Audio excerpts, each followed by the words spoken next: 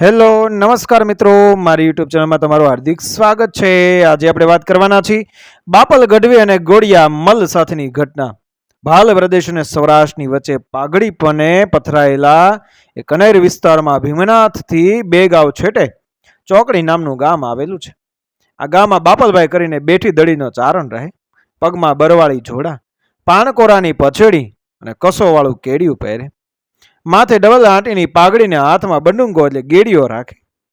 કરા ફાટ આદમી, ઘરમાં એકલો માણા, 2-4 ભેહુંએ એમનો કુટુંબ કબીલો, ખાવા પીવાની જાજી ચિંતા નહીં, ટેંકે અડધો મણ દૂધનું બોઘરણું અડાવી જાય, શરત બકે તો 5 શેર ઘી ઊભા ઊભા પી જાય, ગમે તેટલા વરાની રીઢી બતક લાવો તો મોંથી ફૂંક મારીને ફડાક દેતા કાચલા ઉડાડી મૂકે। 35 મણનું ગાડું એક હાથે ઊંચું કરીને ઊંધા કાન નાખી દે, જમણા હાથમાં પરોણો ઝાલીને ડાબા હાથ ઉપર મારે તો હાથમાં 2 કટકા જ આવે। રાણી છાપના રૂપિયાને આંગળે અને અંગૂઠા વચ્ચે દબાવીને ફાફડા જેવો લાંબો કરી નાખે, માથામાંથી વાળ ખેંચે એટલી સહજ રીતે ગાડાનું કડું આંચકો મારીને છપ દેતું ખેંચી નાખે। પાટું મારે તો 12 શાખમાંથી કમાડિયાને ભૂં દઈને હેઠા પાડે।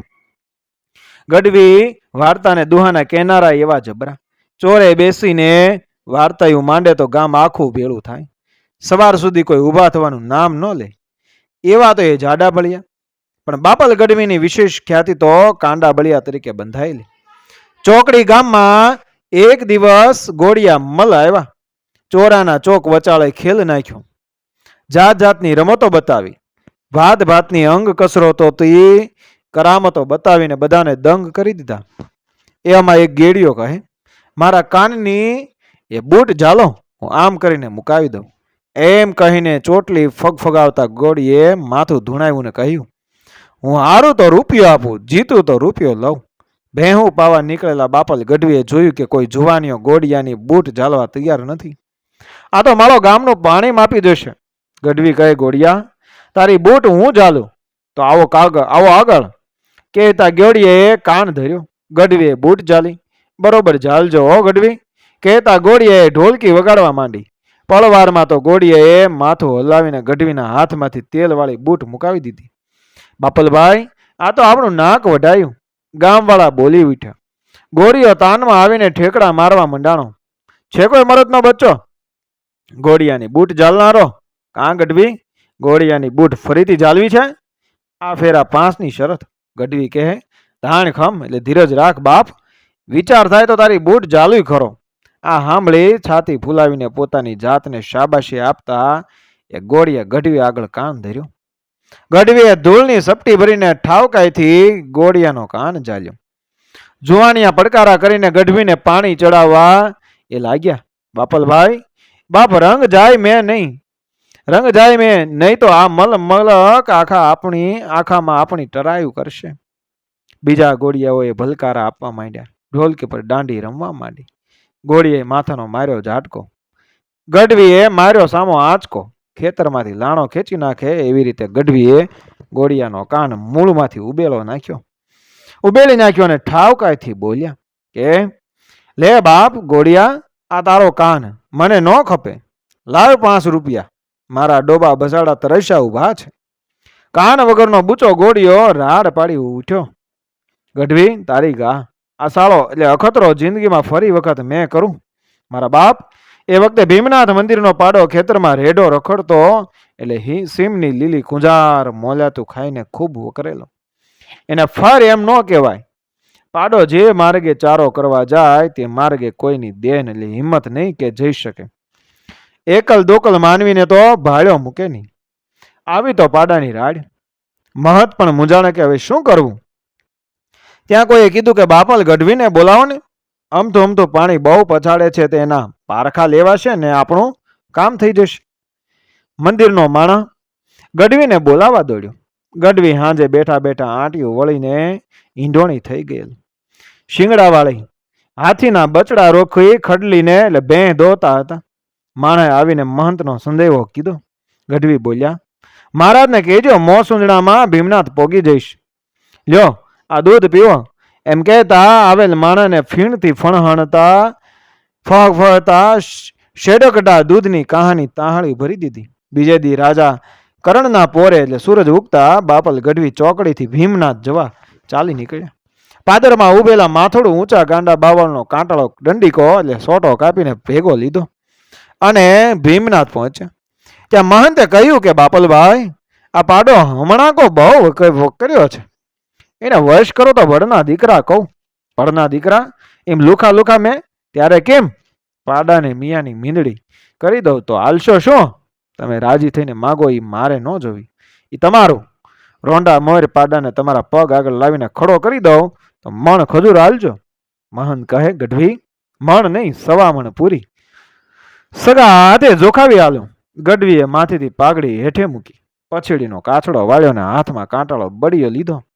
યમરાજનો પાડો પૃથ્વી પર ભૂલો પડ્યો હોય એમ ફાટીને ધુમાડે ગયેલો. આ પાડો પરબડીના માર્ગે મન ભાવે એમ ભેળાણ કરતો ફરતો હતો. ખેતરના શેડે પહોંચીને તરત જ ગઢવી ધરતી માથે બેસી ગયા. શિયાળોના ખેતરમાં સંચળ ન થાય એ રીતે બેઠા બેઠા જ પાડા પાસે પહોંચી ગયા. શિકાર ઉપર વાઘ તરાપ મારે એમ અણધાર્યા જ પાડા પર પૂરા બળથી તૂટી પડ્યા. પાડાએ ગઢવીને શિંગડે ચડાવીને ભોં પર પછાડ્યા, કાળા ગજબના. પણ ત્યાં તો પાડાનું પૂંછડું ઝાલીને સડપ કરતા બેઠા થયા. પછી તો કાંટાળા બળિયાથી પાડાને માંડ્યો ઢીબવા. ચૂંટલી ખણો ત્યાં લોહીની ટસરો ફૂટે એવા પાડાના દેહ ઉપર બળિયાની સાકમ સોળ ઉઠી. સોળ્યુંમાંથી ટપ ટપ ટપ ટપ કરતી લોહીની ધારોડિયું ટપકવા માંડી. આગળ પાડો ને પાછળ ગઢવી. તું મલક આખાને રંજાડે છે ને? આજ તારી ખોટ ટેવ ન ભૂલવાડી દો તો મારો બાપ હારણ નહીં. એમ બબડતા ગઢવીએ પાડાને 4-5 ખેતરવામાં ફરાટિયું ખવડાવી. ભારે ડીલના પાડાના મોંમાંથી ફીણના ફોવા જાય ઉડ્યા અને વેત લાંબી જીભ બારી નીકળી ગઈ. પછી ગઢવી પાડા ઉપર સવાર થઈ અને દુહાની ઝપટ બોલાવી કે તીખા તુરગને માણિયા ભડ તરવાના ભગ, એ અવતાર વેળે ગયો જે ને ગોરી ગળે ન લગ. જે મુખ અમલ ન ચખ્યો તોરી ન ખેંચ્યા તંગ, ફટ અલુણા સાહેબા આપું તો કી અંગ. શરણે ગયો સોંપે નહીં રજ પુતારી રીત, મરે તોય મેલે નહીં ખત્રી હોય ખચિત. આમ દુહાની રમઝટ બોલાવતા ગઢવીએ પાડાને ભીમનાથના માર્ગે હાંકી મૂક્યો. મંદિરમાં આવી ઘોડાહારમાંથી જાડી હાંકળ લાવીને પાડાને પગે બાંધ્યો. મહેંતે સવા મણ ખજૂર આપીને ગઢવીને પાઘડી બંધાવી. બાપલભાઈ શરતના આવ્યા જ શોખીન. દીમાં 2-4 વાર શરત ન બકે ત્યાં સુધી એમના દિલને ટાઢક વળે નહીં. ગઢવી એક વાર એમના મોહાળ ચારણકી ગામે મહેમાન ગતિ માણવા ગયેલા. ગામને ચોરે પીળી ભમરીઓની ડાલા જેવડું મોટું મધ હતું. માખ્યું ચોરે કોઈને બેસવા ન દે. જીવલા વાઘરે એક વાર આ મધ ઉડાડ્યું. ભમરીઓને ચોંટી પડી. થોડી વારમાં તો વાઘરીનું શરીર લીલું કાચ જેવું થઈ ગયું અને પાકા ચીબડાની પેઠે ત્યાં ફાટી પડ્યો. આ વાત ગઢવીએ સાંભળી. ગઢવી કહે કે અહીંથી એક ભમરીને વીણીને ભગાડી મૂકું તો શું હાલશો? ગઢવી, તમારું કામ નહીં. એ મધ ઉડાડતા એક વાઘરી તો મરી ગયો છે. જીવ વાલો તો હોય તો કરો અખોતરો. તું મારી ચિંતા સિદ્ધને કરે છે. હું ભમરીઓને ભગાડું તો તું શું હારી જઈશ? સીધી વાત કરીને. ભલા આદમી, મધ ઉડાડી મેલો તો 2 મણ મઠિયો કપા જોખી આલો તો હું ઉડાડી મૂકું. એનું બસ્યું વાહે રહેવા ન દઉં. એમ નહીં તો તું કે એમ. ગઢવી બોલ્યા. ઉઘાડા ડીલે કાછડો મારીને મધ ઉડાડવાનું. ગઢવીએ કપડા ઉતારી નાખીને પછડીનો માર્યો કાછડો. કક ત્યાંથી હળી કાઢીને પહોંચ્યા ચોરે. ભમરિયા મધને જઈને સીધી બથ જ ભરી. બથમાં મધ લઈને તળાવ ભણી હળી કાઢી. ભમરીએ ગઢવીના ઉઘાડા શરીર માથે સમસમ દેતા ઝેરી કાંટા ભોંકવા માંડ્યા. ગઢવીએ દોડીને તળાવમાં પડતું મૂક્યું. ભમરીઓનું ટોળું તળાવમાં પણ તેમની પાછળ માથા પર ભમાજ કરે. ઘડીકમાં ગઢવી ડૂબકી મારીને તળાવના સામે કાંઠે નીકળે. ભમરીઓ ત્યાં પહોંચે અને ગઢવી પર તૂટી પડે. તે પાછા ગઢવી ડૂબકી મારીને તળાવના આ આરે નીકળે. ભમરીઓ પાછળ ને પાછળ. ભમરીઓ સાથેની આ સંતા કુકડીની રમત રાત સુધી ચાલી. મોડી રાતે ગઢવી મગરમચ્છની માફક તળાવમાંથી બહાર નીકળ્યા. આખું શરીર કંકુ વર્ણું લાલ ધરખમ થઈ ગયું હતું. શરત બકનાર પટેલના ઘેર આવીને ગઢવી કહે, બધી ભમરીઓને વશ કરી લીધી છે. હવે એક પણ ભમરી આણીપા ભૂલી પડે તો મને કહેજો. મારો 2 મણ કપા અબઘડીએ જોખી આલો. કપાસ જોખી આપતા પટેલનો જીવ ચાલતો નહોતો. એટલે એ તો ગઢવી આગળ વગદ્યા કરવા માંડ્યો. અટાણે કોણ જોખે? હવારે જોખી દઈશ. ગઢવી કહે, 2 મણ કપા અત્યારે જ જોખી હાલ, મેં તો ઠારું માર્યું. ગઢવી એ જ રાતે 2 મણ કપાસ ઉભા જોખી લીધો. બધા કે ગઢવીએ ગજબ કરી. પછી તો ગઢવીને પણ ભમરિયુંનું ઝેર એ ચડ્યું અને 3 મહિના ખાટલે રહ્યા. ખાટલે હતા તે ટાણે ભમરિયું એ તેમના ખોરડા માથેથી આગી ખસતી નહોતી. 3 મહિના કેડે તો ગઢવી પાછા હતા તેવા સાજા નરવા થઈ ગયા. પણ ગઢવીનું બાજવાનું બંધાણ હજુ છૂટ્યું નહોતું. 2 દી અફીણ વિના ચાલે, પણ બાજવાનું ન મળે તો ગઢવીને રાતે ધરાઈને નીંદર ન આવે. એ વખતે નાવડા ગામના વરવાડોની ભાડે ફાટ. આ માથાભારે ભરવાડો રોજ આવીને ભીમનાથની સીમ ભેળી જતા. કોઈ ઊંચા સાદે એમને કહી શકતું નહીં. કહેવા જાય તો ડાંગ લઈને સામાન તળતા. ગઢવીને કાને આ વાત આવી. ગઢવી પહોંચ્યા ભીમનાથ મંદિરના મહંત પાસે. ત્યાં જઈને હાથ ખંજવાળતા એ બોલ્યા, બાપુ, 3 મહિનાથી બાજવાનું મળ્યું નથી. તે લોહી સટક્યા ભરે છે. ભીમનાથની સીમનું આજથી હું મફત ટોયા પણ રખોપું રાખીને સીમ શેઢો સાચવીશ. બીજા દિવસે ભીમનાથની સીમમાં બાપલ ગઢવી છાપરી બાંધીને કડિયાળી ડાંગ લઈને બેઠા. ઢોર લઈને આવેલા ભરવાડોને કીધું કે બળ નો માતું હોય તો ખેતરમાં મૂકો ઢોર. આજ પાણીયાળીના દીકરાઓનું પાણી બળ માપવું છે. એ દિના ભરવાડો ભીમનાથની સીમમાં ઢોર ચારવા જવાનું હંમેશને માટે છાંડી ગયા. ગઢવીના દીકરીને ખંભાત તાલુકા કસબારા ગામે પરણાવેલા. એકવાર ગઢવી પોતાનું ટારડું લઈને કસબારા આંટો ખાવા ગયેલા. કસબારામાં વહીદ ખાન નામનો માથાભારે પઠાણ રહે. એના ખેતરના શેડે કોઈનું જાનવર ફરકી શકતું નહીં. એક દિવસ ગઢવીનું ટારડું ડામણ તોડાવીને ફરતું વાહિદ ખાનના મર્ચના ખેતરમાં પેસી ગયું. ધુઆ થતા વાહિદ ખાને ટારડાને ઝાલ્યું. પછી ખબર પડી કે આ તો સુવાણ કરવા આવેલા ગઢવીનું ટારડું છે.